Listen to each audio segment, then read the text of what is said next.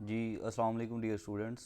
उम्मीद है आप सब खैर खैरियत से होंगे। आज हम जो वीडियो लेके आए हैं वो है एसडीओ मॉर्निंग बैच 1 के पेपर के बारे में, जो हुआ है 1 नवंबर 2025 को। तो इसमें हम जो पेपर में क्वेश्चंस आए हैं वो लेके आए हैं। आपको पता है कि कुछ क्वेश्चंस रिपीट भी हो जाते हैं। उसके अलावा वो स्टूडेंट्स जो अपनी असेसमेंट करना चाह रहे हैं कि उनके कितने मार्क्स हैं, उनके लिए भी ये वीडियो बहुत हेल्पफुल होने वाली है।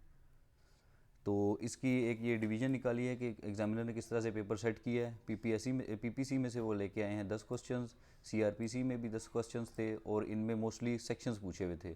इसी तरह से Punjab land and revenue act में से 8 क्वेश्चंस थे और पंजाब पीरा एक्ट और पीरा रूल्स इनमें से 22 क्वेश्चंस थे और मोस्टली पीरा रूल्स को बहुत इंपॉर्टेंस दी गई है इस पेपर में। और इसके साथ कॉन्स्टिट्यूशन में से 10 क्वेश्चंस थे और वो मोस्टली फंडामेंटल राइट्स में से थे। और इसी तरह सुप्रीम कोर्ट और हाई कोर्ट और इलेक्शन इनके सेक्शंस के बारे में पूछा गया था। और फिर legal maxims, statutes and fairness rights इनमें से 8 क्वेश्चंस थे।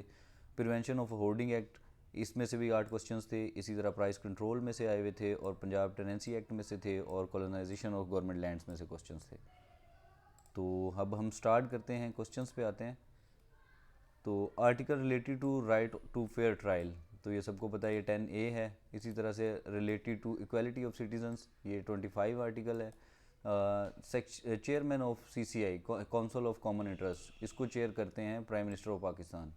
इसी तरह से election commission is formed under which article, to section number 218 है। इसमें मोस्टली स्टूडेंट्स को कन्फ्यूजन थी कि 216 है या 218 है। और फिर था who supervises all revenue officers, तो इसको board of revenue he monitor करता है और सुपरवाइज करता है। Free education under which article, मतलब 15 से 16 ईयर्स के जो जितने भी स्टूडेंट्स हैं उन सारों को फ्री एजुकेशन ये आर्टिकल 25A इंश्योर करता है। Money bill is passed in national assembly या लोअर हाउस।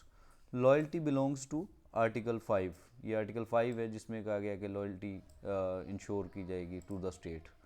और इसी में क्वेश्चन था आर्टिकल 5 का। क्वेश्चन डायरेक्टली इस तरह से नहीं था, क्वेश्चन था कि लॉयल्टी बिलोंग्स टू विच, ये कंपलसरी है और तमाम सिटीजन्स ऑफ पाकिस्तान पे कि बिलोंग्स टू स्टेट। और इक्वालिटी बिफोर द लॉ, ये वही क्वेश्चन रिपीट हुआ है। 25 था सेक्शन नंबर। अगर हम लीगल मैगजीम्स की बात करें तो इस पर ये मैगजीम आई हुई थी, ये वाली जनरलाई वाली। इसमें था specific law prevails over a general law. तो आप इस मैगज़ीन को देख सकते हैं कि ये इनके, आपको पता है इनकी प्रोनाउंसिएशन भी अजीब होती है, लेकिन ये इनके आप ये थोड़ा क्रैम करने वाली चीज़ है या इनमें थोड़ी इंडिकेशन हो जाती है। इसी तरह से मैगज़ीन दूसरा आया हुआ था ये सोसिस वाला।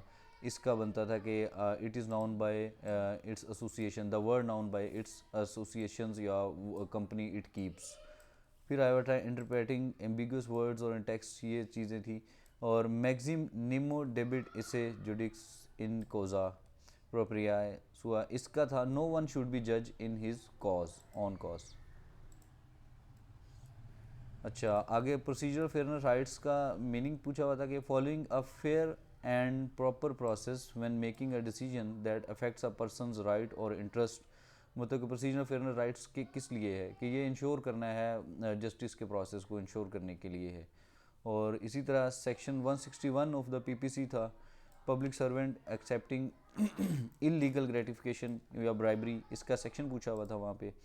इसी तरह पूछा हुआ था कि अनलॉफुल असम्बली कौन सी होगी, वो असम्बली जिसमें मोर देन 5 पर्सन हो। वहाँ ऑप्शंस में पेपर में ऑप्शन था कि 6 पर्सन, क्योंकि दूसरे ऑप्शन जो थे वो 4, 3, 2 वो 5 से कम थे, तो इसका करेक्ट आंसर बनता था 6। इसी तरह पनिशमेंट ऑफ अनलॉफुल असम्बली, इस ये सेक्शन कौन सा है, ये इसको सेक्शन 143 इंश्योर करता है कि अनलॉफुल असम्बली को पनिश किया जाएगा। अरेस्ट हाउ मेड, तो ये प्रोसेस है। इसमें ऑप्शंस में कंफ्यूजन स्टूडेंट्स को ये थी कि उसमें अरेस्ट वारंट भी था, लेकिन ये प्रोसेस बताना है डीपली कि स्पेसिफिकली क्या प्रोसेस है, तो वो वही है कि bye touching and body confinement, कि आप जो भी एक्यूज्ड है जब उसको अरेस्ट करते हैं या क्रिमिनल को, तो उसको मैन हैंडल करती है forces. Hoarding punishment, imprisonment up to, hoarding की पनिशमेंट क्या होगी, तो उसमें 3 साल तक की इम्प्रिजनमेंट है। और आपको पता है कि जब उनकी वो प्रॉपर्टी को जब्त किया जाता है तो उसका 50% ऑफ द वैल्यू जो है वो नेशनल एक्सचेकर में सबमिट कर दिया जाता है।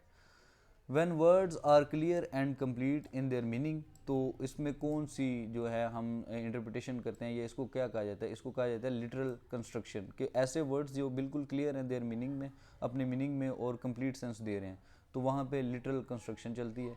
इसी तरह वो वर्ड्स जो जिनको स्ट्रिक्टली फॉलो करवाया जाता है, तो उसका जो आंसर वहाँ पे था वो स्ट्रिक्ट इंटरप्रिटेशन ही था।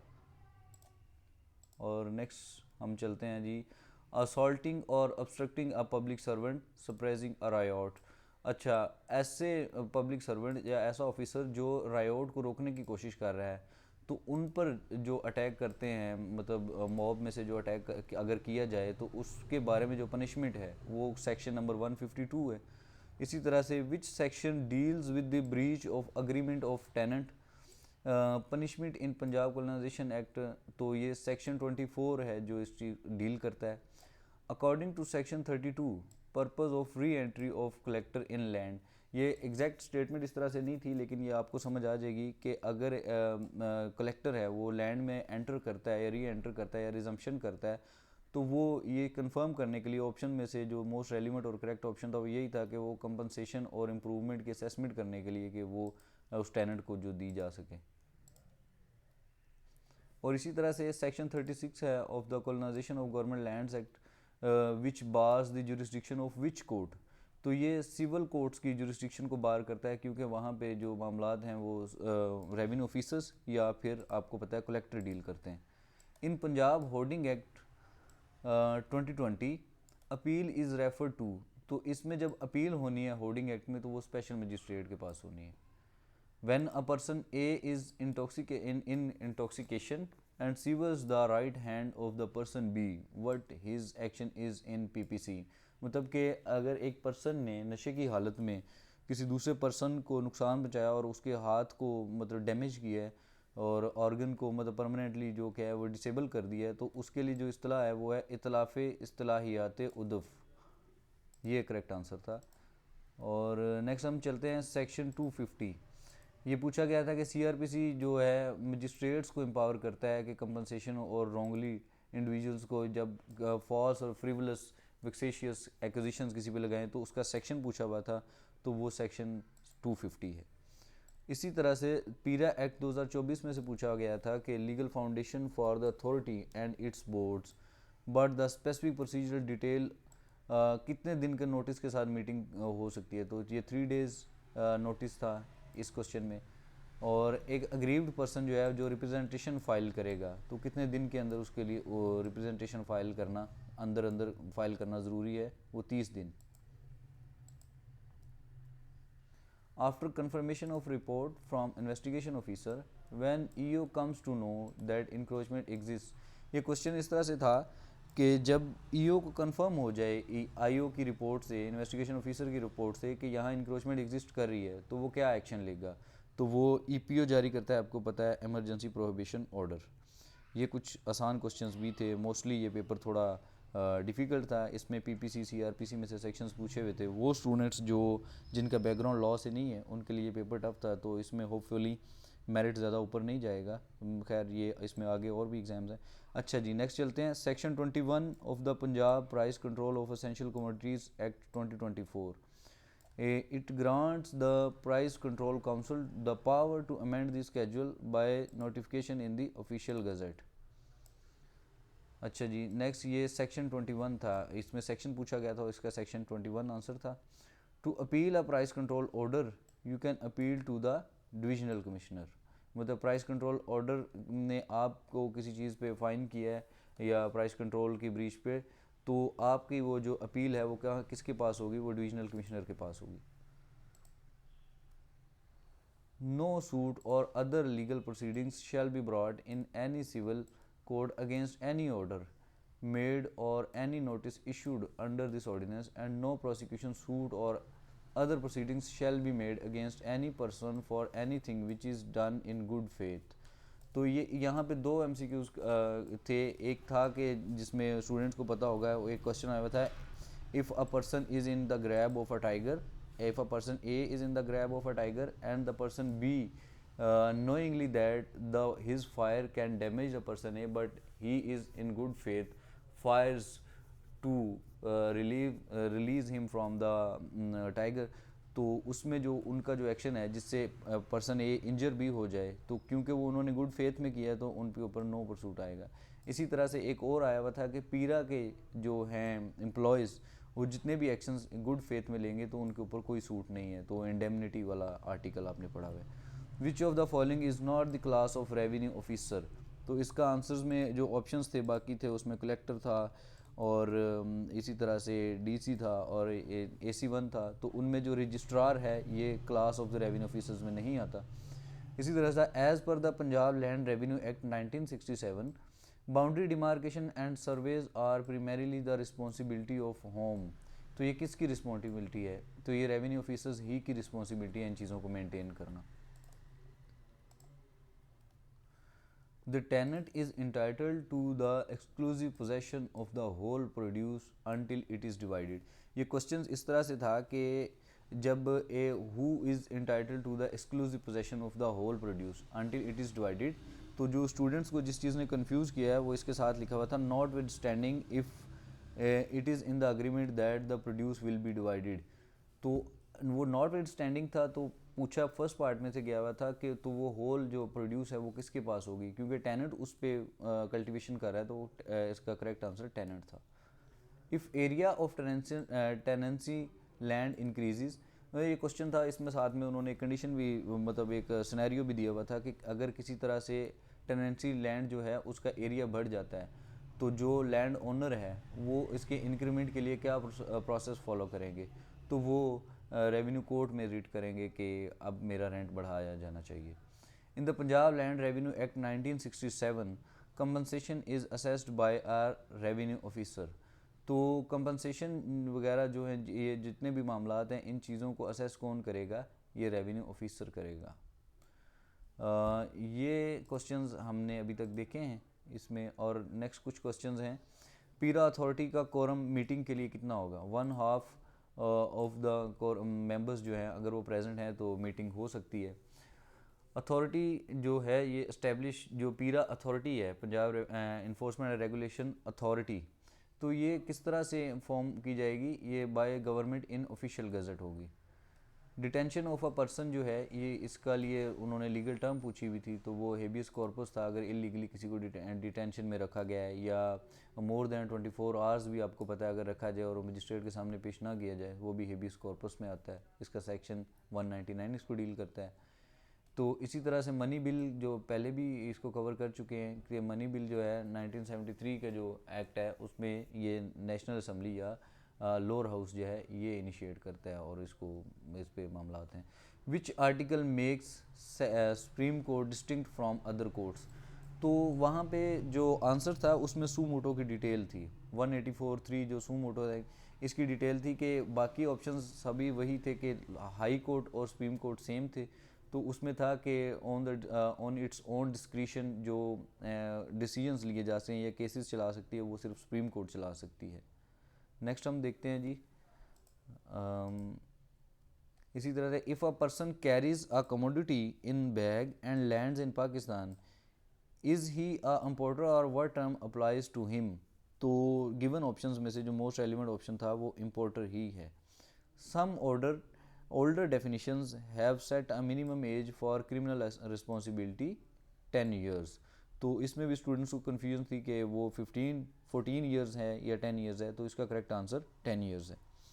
According to PERA act an informer for encroachment of legal kind is called, तो पीरा एक्ट जिन भी स्टूडेंट्स ने पढ़ा वो सब इससे बहुत फेमिलियर हैं और ये आसान क्वेश्चन है कि वो विसल ब्लोअर है जिनके लिए अवार्ड भी रखा हुआ है और पनिशमेंट भी है, तो जो इन्फॉर्म करता है उसे विसल ब्लोअर की टर्म से इसमें मेंशन किया गया है। अच्छा जी, आगे जो दो क्वेश्चंस थे जिसमें ये पूछा गया है कि अगर कोई पर्सन रिपोर्ट करता है कोई इंक्रोचमेंट, अगर वो इमूवेबल प्रॉपर्टी के लिए रिपोर्ट करता है, इमूवेबल इंक्रोचमेंट जो है उसके लिए रिपोर्ट करता है, तो उसके उन्होंने क्या डिटेल्स और क्या उसका प्रोसेस होगा, तो लोकेशन बताएंगे, नेचर ऑफ द इंक्रोचमेंट बताएंगे और उसकी बाकी डिटेल्स बताएंगे, एफिडेविट होगा और एविडेंस भी उसमें डॉक्यूमेंट करेंगे, तो जो उसमें मोस्ट डिस्क्रिप्टिव ऑप्शन था वही आंसर था। इसी तरह से मूवेबल का भी पूछा गया था, तो मूवेबल के लिए भी सेम प्रोसेस है, लोकेशन बताई जाएगी, नेचर ऑफ द इंक्रोचमेंट बताई जाएगी, एफिडेविट एंड एविडेंस बताई जाएगी। सेक्शन 70 जो है ये डिफाइन करता है process of a warrant of arrest which is written order that must be signed by the issuing magistrate and bear the seal of the court. तो ये फॉर्म ऑफ द वारंट बताई गई है सेक्शन 70 में अंदर कि ये रिटर्न होगा, इस पे सील ऑफ द कोर्ट होगी। अगर यहाँ पे बेंच ऑफ मजिस्ट्रेट्स हैं तो उनमें से किसी एक मजिस्ट्रेट का इस पे सिग्नेचर ज़रूरी हैं। अगर प्रिजाइडिंग ऑफिसर है तो उनके सिग्नेचर ज़रूरी हैं। अच्छा जी, नेक्स्ट देखते हैं who will do inquiry in PERA. तो इसमें ये था जो मल्टीपल जो ऑफिसर्स हैं वो आपको पता है इंक्वायरी इनिशिएट कर सकते हैं। उसमें एसडीओ भी हैं, ईओ भी हैं, हेयरिंग ऑफिसर भी हैं। और इसी तरह से था कि when a corporation commits an offence who will be prosecuted, तो वहाँ किस पर एक्शन लिया जाएगा।